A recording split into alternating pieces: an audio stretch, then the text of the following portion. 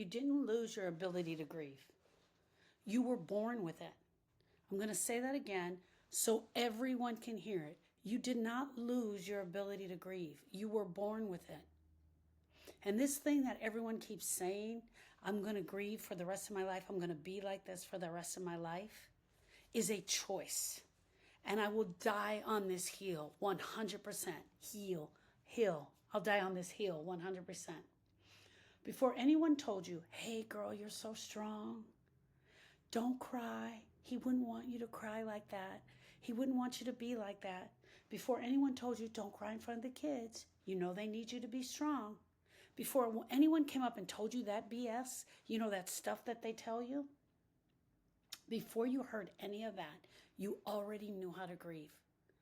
My friends, you came here with that wisdom. You came here with that wisdom, and I'm going to prove it to you today. And let me tell you something else. It's still there. The ability to process the pain of your broken heart is still within you. It didn't disappear. It doesn't go away just because he was the love of your life. It didn't go away because he is your child, your firstborn son. It didn't get buried under all of the pain. It's still there. It just got buried under all of the rules, the silence, the way no one shows up for you, the pressure that they put on you, the pain that you go through day in and day out because you don't know what to do with it. And today we're going to learn how to move this grief and reignite it in us. I'm going to do my best to help you remember that it is there. It is within your soul, in your spirit to do this. Hey friends, my name is Sharon Brubaker and you are listening to Healing Starts with the Heart. I'm the owner of the Grief School, the place where healing begins, and I sit with women so they can feel heard, understood, and united while they are grieving and their unique grief healing journey. Here's the other thing. I talk a lot about grief and I teach about grief, and that's what I do. I'm not sugarcoating it with other things. I get out there, people are like, oh, you should share your personal life. You guys want to know about my personal life? Come in. But what I really do is I teach about grief. I'm not sugarcoating it. I'm not changing it. It just is. It is what it is, and here we are. If you've been feeling lost in your grief, if you found yourself asking, what am I doing? Am I doing this right? This feels awful. Why am I still crying? It's been 3 weeks, which I often find to be a very strange comment, but we can get into that. Why can't I just hold it all together? Why can't I be normal? Why am I not like everybody else? I want to offer you a different truth if those have been some of the thoughts that have run through your mind. If those have been some of the thoughts that have run through your mind, I want to offer you a different truth. You're not doing grief wrong. You are not doing this grief wrong. Your grief is not too much. It is not too heavy. And also, it is not because you love so deeply. And your grief is not different than anyone else's. And it's not more special than anyone else's. It's your grief. It is your grief. It is your love. And it is your job to move through. No one else. No one else can come on your grief healing journey. No one should tell you how to grieve. And no one should try and insist that you do it their way. You do not need to perform to meet invisible standards that have never existed or some outdated, old, antiquated ideas of how to grieve, such as in stages. Here's the truth. This is the truth. I've been doing this for 18 years. I've been sitting at the feet of grievers for the past 18 years, and this is the truth that I know. When we came here, we already knew how to grieve. We knew how to grieve. It was innately designed in us. You know how to express pain. You know how to express pain. You knew how to cry when mama walked out of the room. You knew when brother kicked you, you would cry and you would scream. You knew when you were upset. I have a set of 3-year-old grand twins, a boy and a girl. And the other day I was making their dinner, and the little boy was sitting in one chair at the table, and the little girl was sitting in another chair. And he decided, a little shit, he decided he was just going to push the girl's chair with his foot. And as he started to push her chair, she started to go away from the table. She just screamed and cried. Actual tears came out of her eyes. He was simply just pushing her chairs. She knew how to express her disappointment in what was going on. She didn't use words. She didn't look at me. She didn't say anything. She just expressed the pain of what was going on. I don't want to be moved from this table. Yesterday, she picked up a dinosaur that happens to blow smoke out of its mouth. She picked up the dinosaur. She started to blow the smoke out of its mouth. The little boy was across the room. He saw his dinosaur. They both have one, because God forbid you don't buy them both the same toy. He saw his dinosaur and smoke coming out of his mouth in her hands, and that was frustrating to him. And he immediately ran over to grab it. She, of course, pulled back. So then he punched her. Then she kicked him. Yes, we need to work on sharing, 100%. But at 3 years old and before, they already knew how to express what was upsetting to them. They already knew how to express. Let them fall down and their mama not be in the room. Let her walk out of the room when they were a baby. Let their diapers be dirty, or they be hungry, or they be sleepy, or they be tired. How did they express it? They expressed it through tears, through crying, through pouting, through uncomfortable feelings, just feeling uncomfortable. And it's mama's job to figure out how to speak for that child. It's amazing how this was set up. We have language the day that we get here. We can express through crying, pouting, crankiness, through colic, to our mamas what we need. And then she says out of her mouth what we need. We knew how to express pain. We knew how to cry. We knew how to release anger. I see it every day with these twins. And we also knew how to reach out for help. How many times has a baby put their arms up when they needed you? How many times have they come and laid their head on your leg if you're sitting down? How many times have they put their hand on you? How many times have they come and just put their hand on their shoulder, letting you know they need you for help? We were not taught how to grieve throughout our lives as we go older. People are not giving us the book on grief, and they're like, hey girl, go into this book and I want you to read chapter 6. And this is the book on grieving. What we actually were is untaught. We are untaught what we already know how to do when we get here. And no one is going to change this from me. And that's what we're going to talk about today. How we came here with the ability to grieve. The day you get here, the day you were born, you know how to blink your eyes to keep the moisture over your eyeballs. You know how to breathe. You don't have to, brain doesn't have to tell your heart, take a breath. You know how to swallow. You know how to cry. You know what happy is. You know what sad is. The cells in your body know what to do to get your organs and everything pumping correctly.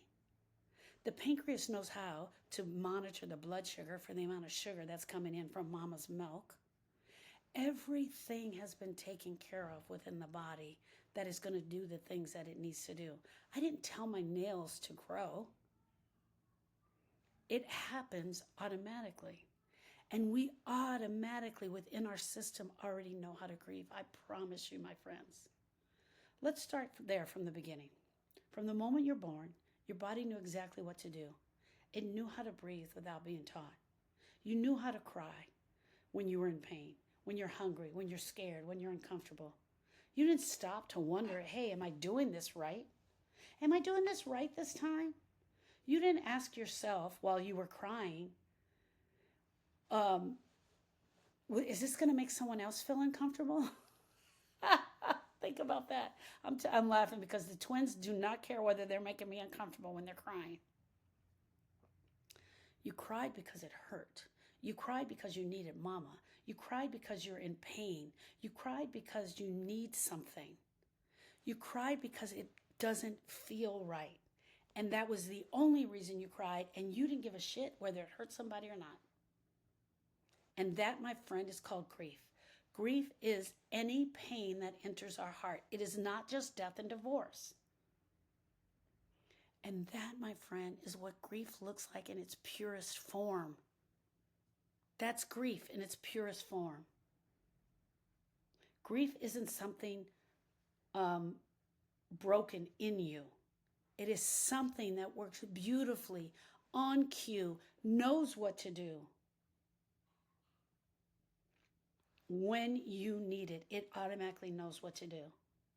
Even now, your body continues to function in deep, deep wisdom as you're trying to figure out this grief. Even now, your body's trying to figure out this grief. Your eyes are blinking. Your heart is beating. Your lungs rise and fall with every breath. Your fingernail grows. And if you have hair, unlike me, your hair grows. Your skin renews itself. Your bones heal. If I were to walk out on the street and step off the curb and break my ankle, I may have to go to the doctor and get that ankle bandaged up, but it's going to do its job. And all the blood and all the other things, I don't even know what they are going to come to that ankle and heal it. All the calcium, all the blood, all the energy, all the fluids are going to come to that area and they're going to heal it. My body is going to rebuild and replace its cells daily, weekly, every 24 hours. I talk about this in another video, but you know the heart can repair itself. We know for a fact this heart, the heart, is made so beautifully. I'm going to go through it really quickly, but in 2000, my husband had a heart attack. In 2007, he had to have heart surgery, and they cut an artery in his heart and caused a permanent blood clot to harden in an artery in his heart. Everything around that area died. And the doctor told me in 1 year, because he was very short of breath, in 1 year, the heart will grow capillaries. It will grow new pathways to get the blood to the portion of the heart that it needed. And down in the lower left quadrant of the heart, it was not getting as much energy as the upper quadrant of the heart. But I want to tell you this, in almost 1 year to the day, the shortness of breath was gone. He was able to walk for the distance. Now, he did cardiac rehab and he did other things that assisted and helped in that. But the heart grew new pathways to carry that blood around. I didn't go in there and say, hey, Tony Brubaker's heart, I need you to grow capillaries to fix this heart. Nobody told it to do that. It innately did that. The body knew how to repair the heart. And if the body knows how to repair a broken heart in such a way, why would it not know how to help you repair the broken heart of grief? And I don't want to discount that your heart really hurts, friends. I know that it really hurts. I know you love your person. And hearing me say these things, here's the part that I want to add to it. I don't know how much time it's going to take. It's going to take time. You're going to have to do a review. You're going to have to go through the grief. Weeks, days, months. You're going to have to go through it. I'm not saying that in a year to the day it's going to be over. And parts of it will still hang on, but what I'm talking about is the grief pain. It did all of this. Your body even has the ability to create life without you telling it. When I was pregnant for Lauren, I read the manual, and every day I would read the manual out loud, and I would tell my body, and now I want you to create the hair, and now I want you to create the brain, and now I want you to put the fluid in the brain, the amniotic fluid, I want you to do this. No, I didn't do that. My body just did it. Think about that, my friends. We have the ability to make a human being. We have the ability to make a human being. And here's what I want to ask you. If you so believe in God and you love God, this is not a religious show, but if we so believe in God, we believe in the universe, we believe in spirit, we believe in source, and that it brings us here, and we are co-creators, or we are creators with God, or God is creating the life, whatever you believe in your heart and soul, why would you not come here with the ability to grieve?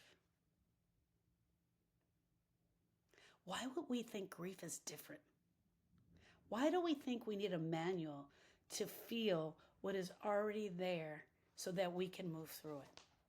Why would we need the instructions of that? My job is simply to bring you back to that space where you knew how to do it already and guide you through it. Somewhere along the way, the world taught you not to trust what you feel. The world taught you not to trust what you feel, even the pain. More importantly, the pain. Somehow, along the way, we stop crying. We think of that as weak. We don't want to do it in front of other people. We don't want to make them uncomfortable. Someone rewarded you for being strong, for staying silent. Someone's rewarded you along the way for pretending that you were okay. Someone told you, stay busy, girl. You just stay busy. You just stay busy and distract yourself. Go back to work. That's the best thing. And you learned, hold on. Hold on with all your might. And you learned to perform instead of feel. And you learned to apologize for your grief. I'm sorry. I'm so sorry. I'm sharing this grief in front of you right now. Please forgive me. I'm sorry. I didn't mean to go there. I said it's so emotional. How dare they? How dare they force us to be this way? How dare they force us to show our grief this way? And now you're here, grieving, and you're asking yourself why this hurts so much. And you're asking yourself why you're still crying, why your chest is tight, and why does this feel so exhausting? Friends, I want you to know this. This is not a sign that you are broken. You are not broken.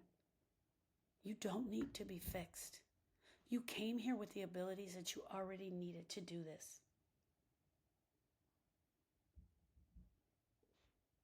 You keep asking yourself, why am I still crying? Why does my chest hurt so much? Why does this feel so exhausting?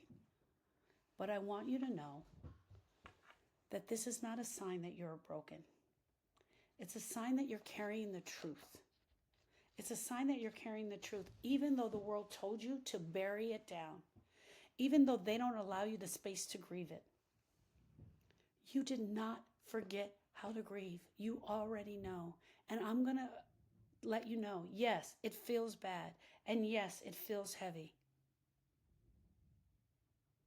You were taught to forget that you know, through no account of your own. And I'm not even going to blame your mama because she didn't know. But we were taught, big girls don't cry. You a big girl or you a baby? We were taught that.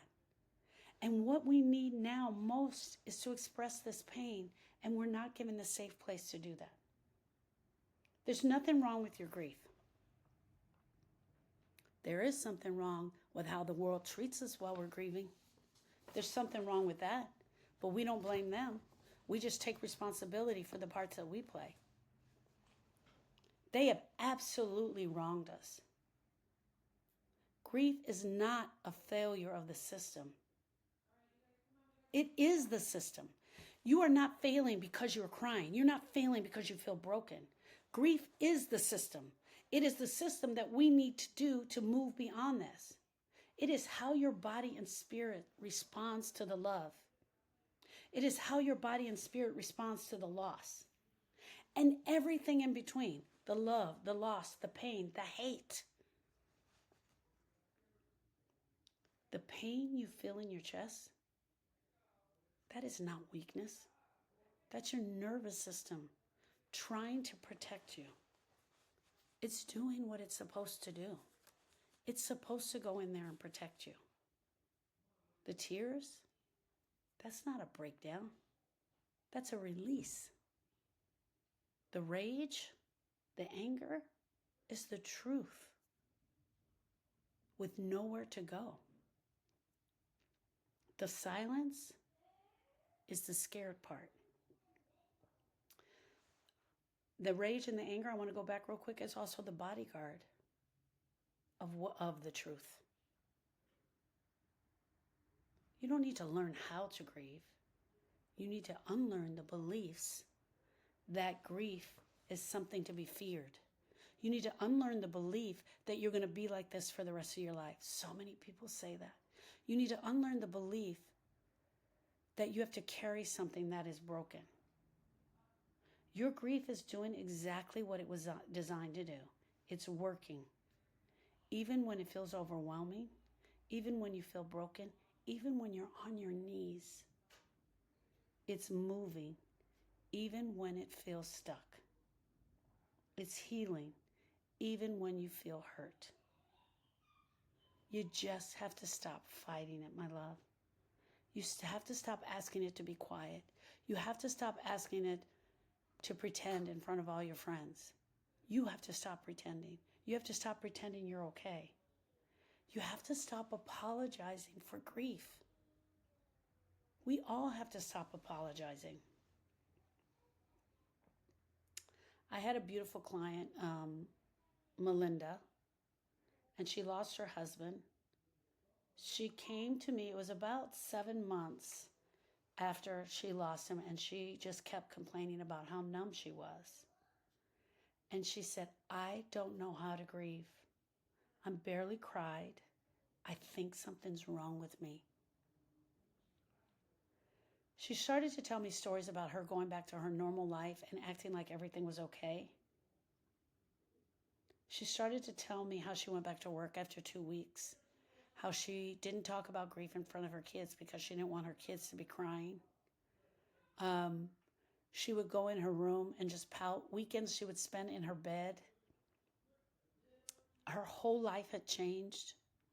She lived in this constant state of fear of losing her house and her car and everything. Wasn't sure whether she was going to have to go and get further schooling. He was the major breadwinner in their lives. And after she even got all the business part worked out, cashed in her life insurance, got into a stable ground, she still didn't know what to do. But nothing was wrong with her. She was just stuck in the silence that she had taught herself to live in. She was stuck in the silence. I didn't give her a list of stages to go through. I didn't try to fix her. I just invited her to Grief Study Hall. And I made space for her. And in that space, her grief came. And there she was able to share the tears.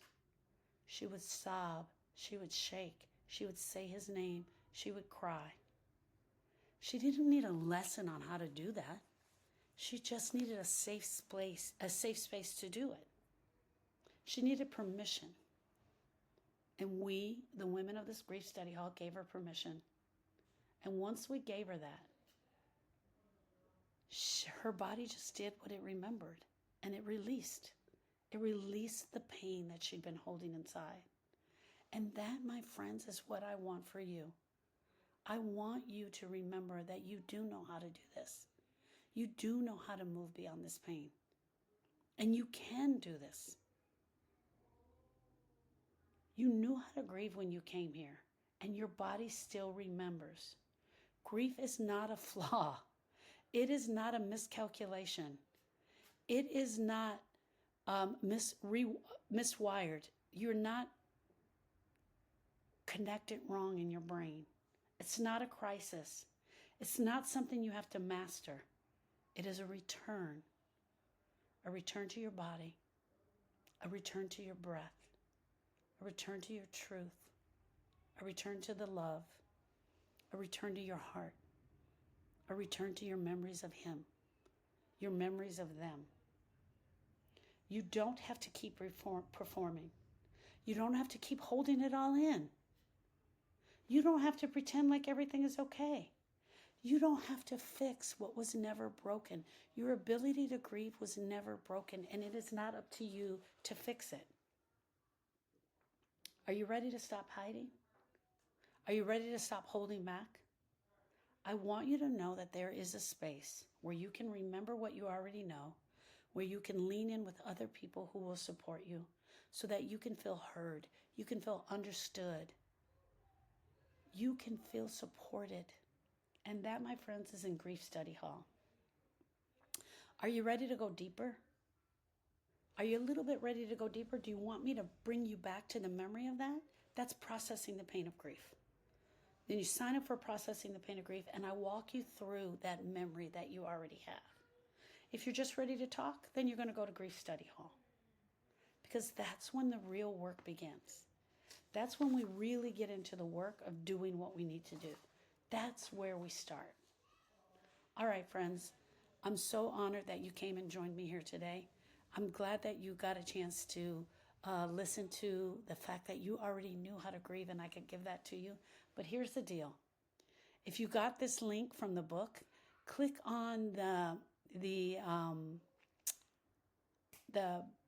beacon, say I, click here for hope, and find out all the other places that you can find me. If you are listening to the podcast, you can click the notes below, and there you can find numerous other places to find me. Also, look at the grief notes from today, the podcast notes. I have some journal questions in there that I'd love for you guys to be able to answer. Grief Study Hall is done every Tuesday from 1 to 3 Central Standard Time, and it is a community outreach that we do. We give back to the community. Join the Facebook group, Grief at the Grief School. Join the Instagram, Heal at the Grief School. Join the YouTube, at the Grief School. There you can see me live. There you can find out more information about what I'm doing, how I'm helping you, and all the wonderful ladies that are there as they share their stories. Okay, friends, I'll see you in the next podcast.